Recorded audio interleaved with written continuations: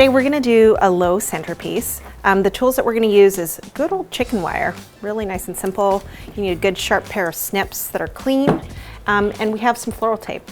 So how I would normally start is I would take this and we just turn it into a little bit of a dome. Next we're going to start our piece, but we need water. So we'll have Kim go ahead and fill our vessel, and make sure you fill it up pretty much full, maybe about a centimeter to an inch below the top. Perfect.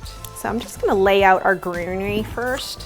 We have some lemon eucalyptus and things that we harvested this morning, Aubrey. We've got some chocolate geranium, the rose of attar geranium. We have manzanita. So we have a lot of variety that we can work with today. And then we have our fatsia leaves. But what we want to basically do right now is what I call creating our nest. So I'm just going to go in here and grab a few. And Kim, what I'm going to do is have you pull back and down the leaves. And by doing that, what we do is we create a clean stem that goes into the water, because we don't want a lot of debris, because that's what ends up degrading and not allowing our vessel to last, our piece to last as long. The first thing I'm gonna do is, when I place my greenery, I don't like to grab all my greenery and stuff it layered on top of each. I think visually what I like to do is create quadrants, if not maybe thirds, but we've got some different elements today. So what I do is I layer the elements together like so, and then I'm just gonna place them in to our piece. And the most important thing right now is making sure that it hits the water. We don't want everything to kind of sit at the same level or length. So I'm gonna place some things a little longer than others, just to have that natural feel that we were talking about.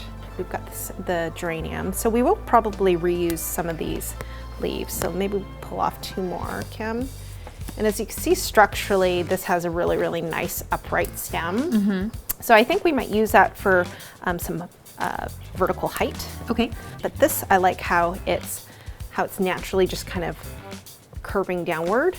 And I think I want to put that out front. So I'm just going to trim up the stem a bit because it is a little on the long side. And I'm just going to tuck it down and in like that. And so by creating what I would call like these quadrants or zones, when it doesn't look like a mash of things at the end, and that you get the difference in color, but not in too much mass. I'm excited to know what it's gonna look like. Hopefully it's okay. I'm sure it'll be beautiful. We do want to cover up visually that tape eventually. We're starting to build a little bit of shape, as you can see. When I create these pieces, I also want a shape of a V where I draw my eye not exactly into the center, but offset. Because again, I want it to look natural. What I don't want is too perfect. Too perfect, Okay. exactly. Nice. Oh, these are so pretty. Okay, you like my pickle jar? Yes.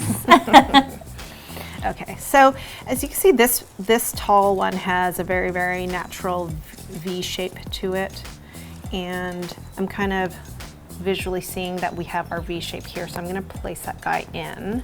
And then we're gonna take these other doubled helibores like that. And I wanna start creating width.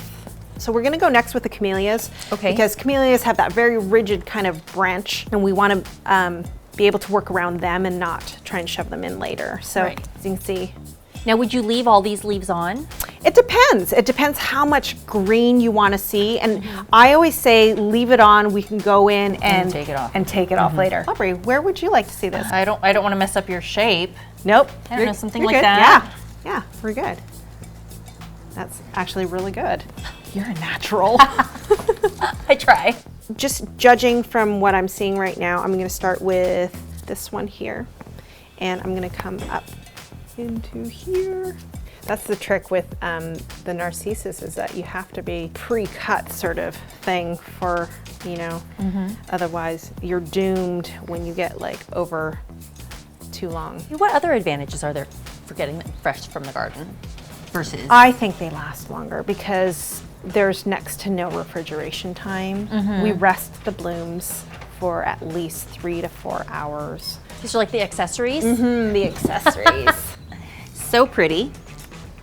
So these are some of the ones we picked. Yes. So this is the grevillea.